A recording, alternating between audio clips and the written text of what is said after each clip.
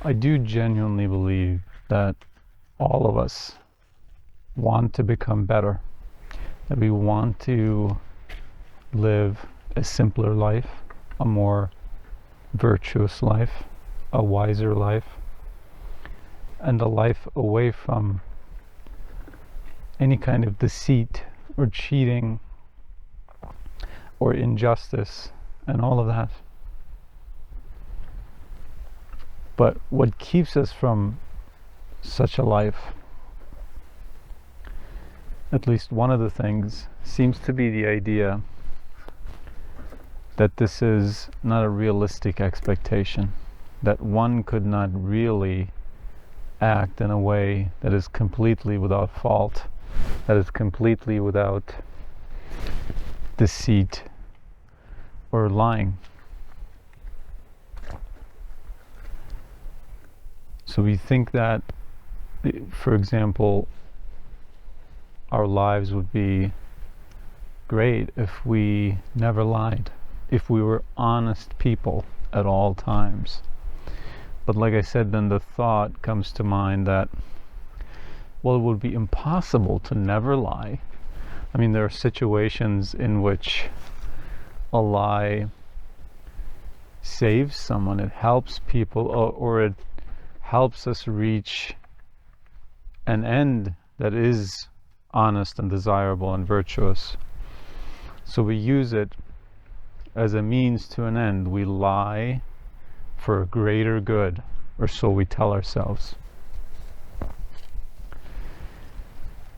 But what we're really doing is caring about the ends and not the means, when it is exactly the opposite, that we should care about the means and not the ends, because the ends are out of our control while the means are in our control.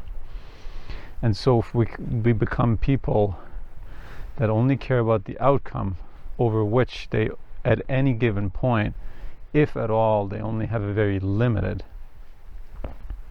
amount of control over, then we lose ourselves. And even if at the end we get what we want, we lose ourselves. Marcus Aurelius gives us a very nice idea and advice on how to find the good. He says, "To the lover of glory, it is the reactions of others. To the lover of pleasures, it is his own passive experience. But to the intelligent man, it is his own action."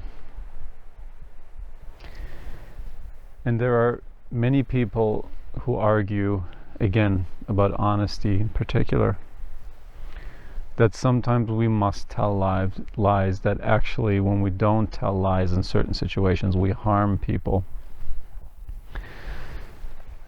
For example, I mean, take any example of a so-called white lie. There have been people who bring forth the argument, well, if you have a refugee living with you, for example, you're sheltering them, and some sort of authority comes knocking at your door and asks if so-and-so is here, if you're harboring them, or if you know where they are. They say that saying that, yes, they're right here, actually, would be wrong. It would be the immoral thing to do. Even though we're being honest, we would be doing something immoral by giving away their location.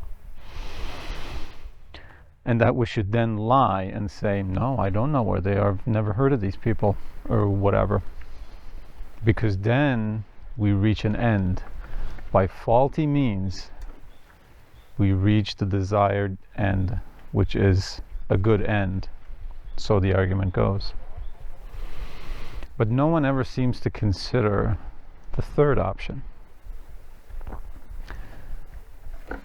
We, in fact, do not have to give away the information just to be honest. There's a way to be honest while giving or withholding exactly as much information as we would like. And that is simply to say, I will not be answering that question. One can refuse to answer. To say, I don't want to answer that question is neither a lie, nor does it give away the information that you don't want to give away. And of course, there are many ways to do this. One doesn't just have to say, I don't want to answer that, or I will not be answering that. There are many ways to do this. One could say, I generally reject your authority and I will not be answering any questions. And of course, all of this depends on situation, but what I want to bring to you is just that third option of saying exactly what you think. Because even people who lie in that situation think that they don't want to answer that question. That is their most honest opinion about that question, which is, I don't want to answer it one way or the other. I don't want to tell them where they are. I don't want to tell them that they're not here, because that's a lie. I don't want to do it. But among those two options, I suppose it's best for me to lie. No, but there are more than two options. And so it is that by avoiding what we know we actually should be doing, we're actually not leading a better life. We're leading a worse life, because we complicate everything. Now we have to keep track of our white lies. Now we have to keep track of what to say in this situation if confronted then and now and by this person, and depending on if it being another person, another place, another time, we have to come up with another scenario, and all these scenarios need to work because these two people could be talking to each other, etc., etc. Whereas we in the beginning rejected being honest always because it would make our lives more complicated. Now we find ourselves doing the opposite, and our lives being even more complicated than we could have ever imagined. Whereas always being honest, especially with the addition of this third option that I've been talking about, our lives become completely, utterly, perfectly simple and straightforward. Because whenever someone asks us something, we can immediately answer. There's no maze, there's no puzzle to put together before we can come up with an answer, whether it be the honest truth or a so-called white lie.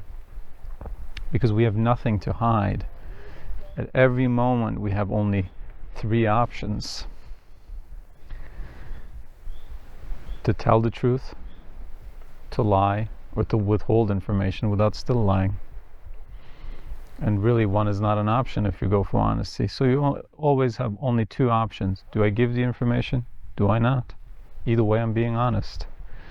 Instead of the concoction of 16 scenarios all at once, picking the right one in the right moment to deliver it in the appropriate way for it to be believable. Not only do we have to lie, we have to convince others, we have to convince ourselves of the lie to make it convincible.